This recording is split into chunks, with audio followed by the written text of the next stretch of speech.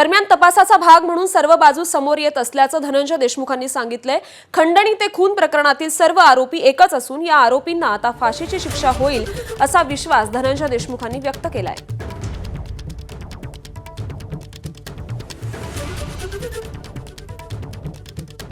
तर मी ह्या विषयावर का बोलणार नाही, तर आता ही प्रकरण न्यायप्रविष्ट झालेलं आहे आणि हे तपासाचे सगळे भाग समोर येणार आहेत।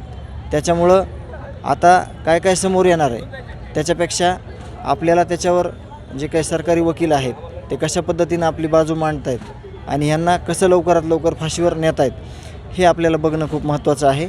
आणि आपण या पुढचा लढा देखील अशाच पद्धतीनं लढणार आहोत। आणि जी घटना घडली, आपण ज्या पद्धतीनं मांडत होतो, न्याय मागत होतो, हे इतके अमानवीय कृत्य करणारे आसुरी वृत्तीचे लोक आहेत, यांना लवकरात लवकर फाशी झाली पाहिजे, एवढंच मी आता या क्षणी बोलेन। दरम्यान हा सुग्रीव कराड नेमका कोण आहे आपण ग्राफिक्सच्या माध्यमातून पाहूया।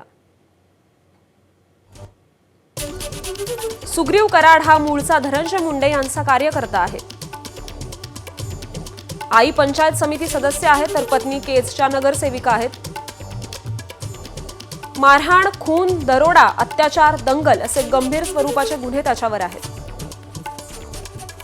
लोकसभा निवडणुकीत त्याची भूमिका संशयास्पद, सुग्रीवला मुंडेंनी बाजूला केलं। लोकसभा निवडणुकीनंतर खासदार बजरंग सोनावणेंसोबत त्याने काम सुरू केलं। 2022 साली बजरंग सोनावणेंच्या मुलीविरोधात नगर पंचायतीत त्याचा विजय झाला होता। या पराभवासाठी विष्णू चाटेनं सुग्रीव कराडला रसद पुरवल्याचा आरोप बजरंग सोनावणेंनी केला।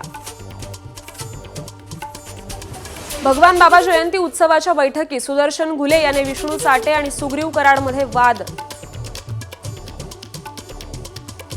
सुग्रीव कराड आणि सुदर्शन घुलेमध्ये वर्चस्वाची लढाई होती। देशमुखांना मारहाण करताना सुग्रीवचं नाव समोर आल्याचा दावा करण्यात येतोय।